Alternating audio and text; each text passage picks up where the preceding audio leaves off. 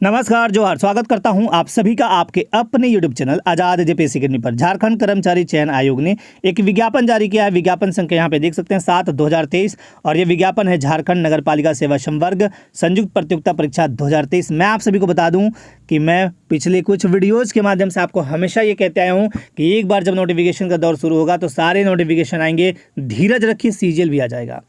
तो यहाँ पे 921 पदों के लिए विज्ञापन जारी किया गया है और 921 टोटल सीट हैं। यहाँ पे बता दूं आपको कि ये वैकेंसी 2022 में भी आया था। 2022 में जब आया था तब भी जहाँ तक मुझे याद है यही पद थे, मतलब 921 सीट ही थे। और इस विज्ञापन में जो विज्ञापन निकला है 921 पदों के लिए, कौन लोग फॉर्म भरेंगे? क्या भारत के नागरिक यहाँ पे लिखा हुआ है वही लोग फॉर्म भरेंगे? यानी यहाँ पे जेएसएससी में क्या 28 स्टेट्स 8 यूटी आते हैं भारत में, तो क्या वो सारे लोग फॉर्म भरेंगे या नहीं? और अगर ऐसा है तो मैं एक ऑफिशियल साइट पे आपको लिए चलूँगा जहाँ पे आपको देखने पड़ेगी बम्पर भर्ती, और उसमें कुछ और ही आपको दिखाऊंगा। तो इस वीडियो के माध्यम से आपको ये भी बताऊंगा कि इसके लिए एलिजिबिलिटी क्या है और एज क्या है। क्वालिफिकेशन हो गया, एज हो गया, उसके बाद हो गया आपका कि फॉर्म कब से भरे जाएंगे, कौन कौन सा प्रमाण पत्र देना है या नहीं देना है, कब का देना है, उसके अतिरिक्त सिलेबस क्या है, एग्जाम का पैटर्न और प्रोसेस क्या है, कैसे आपका सिलेक्शन होगा। चलिए यहाँ पे दिखाता हूँ।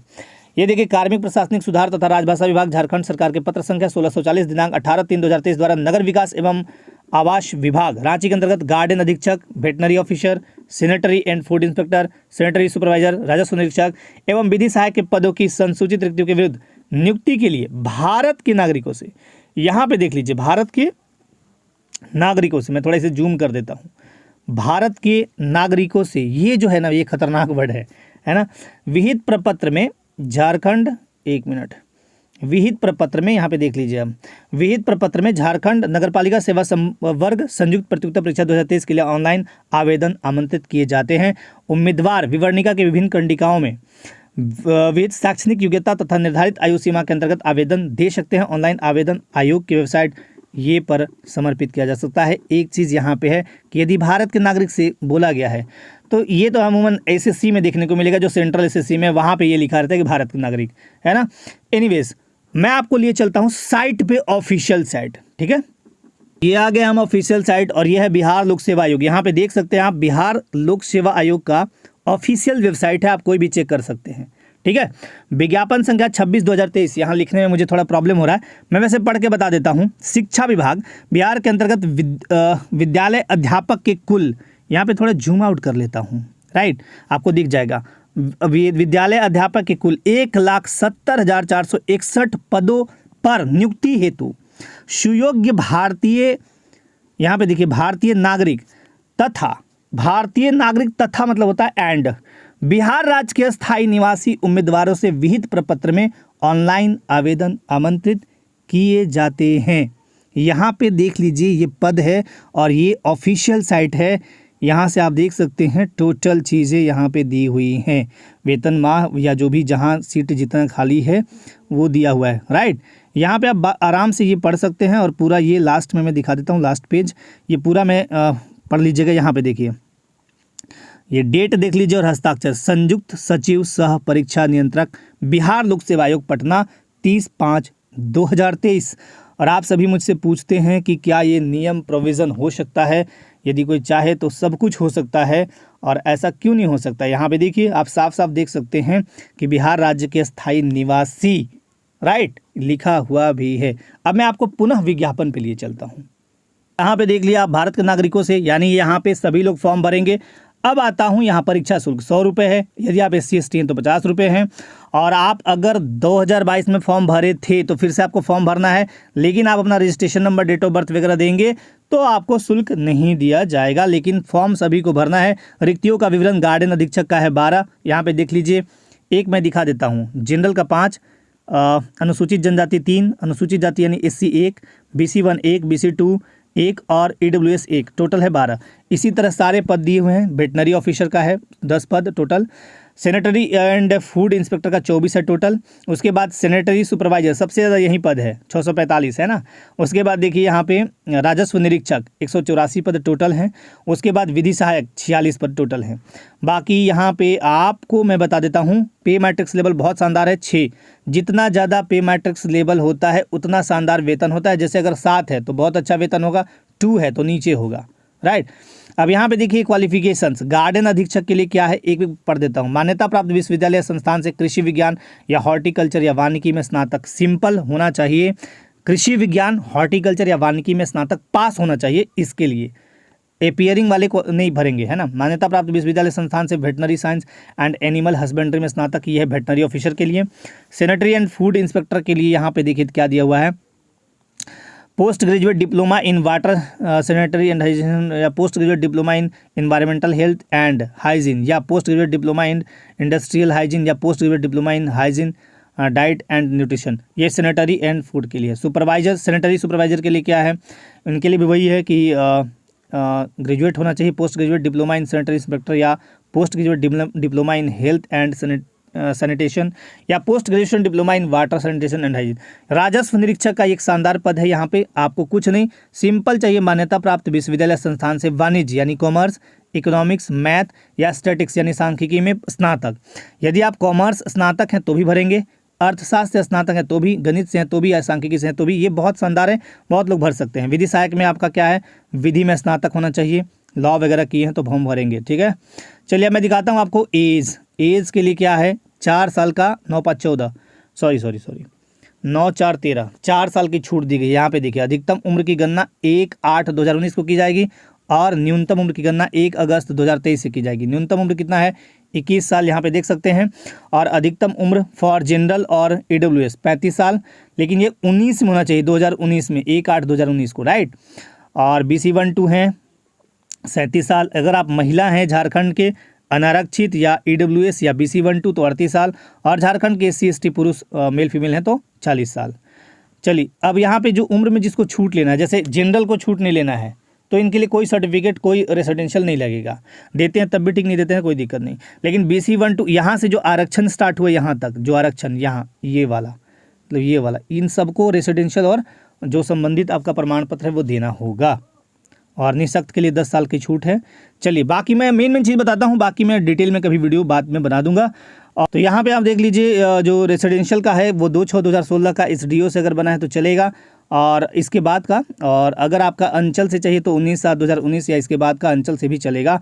उसी तरह आपका जाति प्रमाण पत्र है 25/2/2019 या उसके बाद का चलेगा CO से। चलिए मैं मेन चीज़ अभी फटाफट दिखाता हूँ आपको। मेन चीज़ क्या है कि ऑनलाइन आवेदन पत्र आपको भरना है। तो ऑनलाइन आवेदन पत्र में संशोधन है 25 से 27/7 है ना, 3 दिन, और बाकी आपका स्टार्ट होगा 20 जून से 19/7 की मध्य रात्रि तक आप रजिस्ट्रेशन कर सकते हैं। कब से कब तक है, 20 जून से 19 जुलाई तक, ठीक है। बाकी पदों का विकल्प वगैरह होगा। परीक्षा आपका OMR बेस्ड है, और एक दिन नहीं, 2 या 3 दिन में हो या एक भी दिन में हो जाए, जितने फॉर्म जाएंगे, हालांकि 1 से 2 दिन तो लगेगा ही लगेगा। अब एक ही एग्ज़ाम है चूँकि यहाँ पे, तो एक एग्ज़ाम है तो मुख्य परीक्षा में पेपर होंगे 3। मुख्य परीक्षा के लिए 3 पत्र होंगे। पहला हिंदी इंग्लिश 60 प्रश्न होगा क्वालिफाइंग नेचर का, जिसमें 30% मात्र यानी 36 क्वेश्चन सही करने हैं, चाहे आप कैसे भी करें, केवल हिंदी में करें, चाहे इंग्लिश में करें, चाहे मिला करें, कोई दिक्कत नहीं। इस पेपर में लाना है आपको 30%। दूसरा जो है 15 भाषा, जिसमें हिंदी, अंग्रेजी, संस्कृत, उर्दू, बांग्ला, मुंडारी, खड़िया, उर्दू, कुड़ुक, खोटा, नागपुरी, पंचपरगना, जो भी है उसमें आपका 100 बहुविकल्पीय प्रश्न पूछे जाएंगे। ये 300 नंबर का होगा, ठीक है, यानी 100 प्रश्न 300 नंबर। और प्रश्न पत्र थर्ड जो है 150 प्रश्न होगा, और 100 तकनीकी, जो आपका तकनीकी वाला विषय है वो सामान्य अध्ययन से 20, गणित से 20 और विज्ञान से 10, तो ये है। और यहाँ पे देखिए मेरिट को लेके पत्र 1 में 30% लाना है, इससे कम आपका अयोग्य। अभ्यर्थियों के पत्र 2 और 3 का मूल्यांकन नहीं किया जाएगा, ठीक है। आपका ये होना चाहिए पत्र 1 में पास। हिंदी जो मुख्य परीक्षा का पाठ्यक्रम है 30 प्रश्न, पेपर 1 का 30 प्रश्न पूछेंगे हम, अनुच्छेद और 30 व्याकरण। उसी तरह इंग्लिश में भी है 30 अनुच्छेद और 30 व्याकरण। और यहाँ पे देखिए आपका दिया हुआ है पत्र 2 2 घंटा का होगा। पत्र 3 में जो है तकनीकी या विशिष्ट योग्यता वाला तकनीकी या विशिष्ट विषय। उसके बाद सामान्य अध्ययन में वही सिलेबस है जो सीजीएल वगैरह बाकी में है, विज्ञान में भी वही है, गणित में भी वही है। मुख्य परीक्षा के आधार पर मेधा सूची का निर्माण। यहाँ पे देखिए पत्र 2 और पत्र 3 को जोड़कर मेधा सूची बनाया जाएगा, यानी 150 क्वेश्चन प्लस 100 क्वेश्चन, इन पे मेरिट लिस्ट बनेगा। ठीक है, अब आगे देखता हूँ। मेरिट में आने के लिए 40% तो कम से कम चाहिए, 40% तो लिखा रहता है बट बहुत चाहिए होता है ना।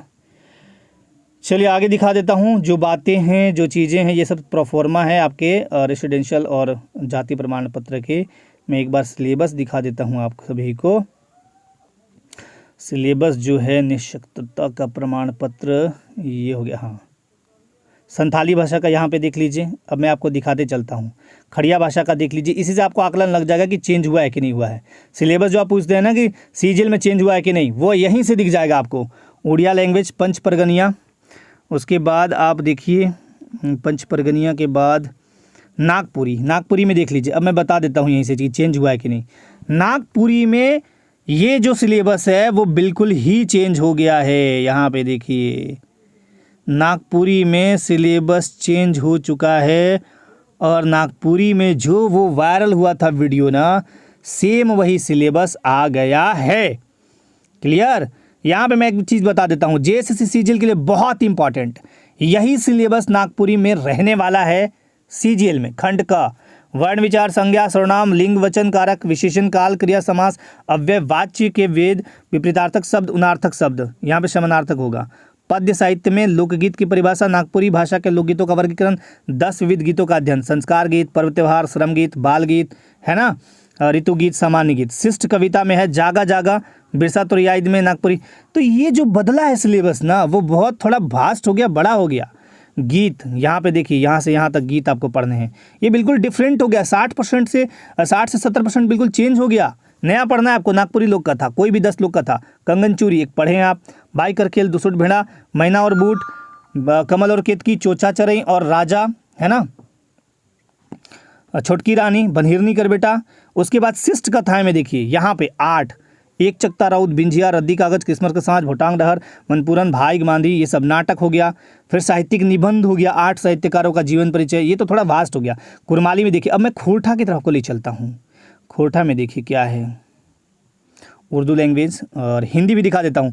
खोरठा में देखिए क्या क्या है, आप देख लीजिए। यहाँ पे व्याकरण हो गया, पद्य साहित्य, और खोरठा भी चेंज हो गया है। यहाँ पे देखिए संस्कार गीत हो गया 3, पर्व त्योहार गीत, श्रम गीत, बाल गीत, ऋतु गीत, सामान्य गीत, मतलब सबको समतुल्य किया गया। शिष्ट गीत 10, कविता 10 गीत ये है। फिर गीत हो गया, यहाँ से यहाँ 10 हो गया। लोक कथा हो गया, लोक कथा में 10 पढ़ने हैं। शिष्ट कहानी में 8 हो गया। नाटक हो गया, साहित्यिक निबंध हो गया 5, इधर हो गया। मतलब पूरा तरह सिलेबस को 60 से 70% चेंज कर दिया गया है। अब मैं आपको हिंदी इंग्लिश दिखा देता हूँ, और जल्दी आपको बुक लिस्ट भी दिखा दूंगा, टेंशन मत लीजिए। हिंदी यहाँ पे है। हिंदी का वही सिलेबस है। मैंने पहले बोला था कि हिंदी चेंज नहीं होगा।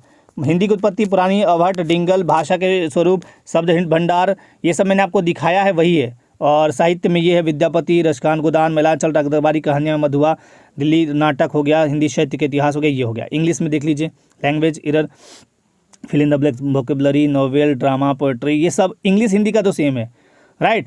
अब आपको दिखाता हूँ मेन चीज़, जो सिलेबस है अर्थशास्त्र का, देख लीजिए वही सिलेबस है। अच्छा, मैथमेटिक्स का देख लीजिए, उसके अतिरिक्त जो भी सिलेबस है फटाफट देखिए। कॉमर्स, बाकी मैं इसका PDF जो है ना, वो टेलीग्राम चैनल पे आज़ाद JPSC अकेडमी, इस पर मैं आपको सेंड कर दूंगा, वहाँ पे भी आप देख सकते हैं। ठीक है, टेलीग्राम चैनल पे अगर आप जुड़ते हैं ना तो आप ही को फ़ायदा है। वहाँ अपडेट पल पल का दिया जाता है, जो भी अपडेट होता है, अपडेट मैं खुद ही कर देता हूँ। बहुत ही इंपॉर्टेंट 2-3 बातें मैं एकदम क्लियर कट बता देता हूँ। पहला, सीजीएल का नोटिफिकेशन आपको देखने को मिलेगा 6 जून के अंदर आ जाएगा, अगर नहीं आया तो डिले होगा, पहली बात। दूसरी बात, नागपुरी का सिलेबस पूरी तरह सीजीएल में भी सेम अप्लाई यही होगा जो मैंने आपको दिखाया, यानी लगभग 60 से 70% सिलेबस चेंज हो गया। हिंदी, इंग्लिश, संस्कृत का सिलेबस सेम पहले वाला है। नागपुरी के अतिरिक्त खोरठा और बाकी भी आप देख लीजिए, मिला लीजिए। खोरठा भी चेंज हो चुका है, तो उसी तरह अपना अपना सब्जेक्ट मिला लीजिए। इसका PDF मैं टेलीग्राम चैनल पे शेयर कर दूंगा। बाकी जैसे ही अपडेट होगा आपको अपडेट में दूंगा। अपने लाइफ में स्वस्थ रहिए, मस्त रहिए। धन्यवाद, जय हिंद।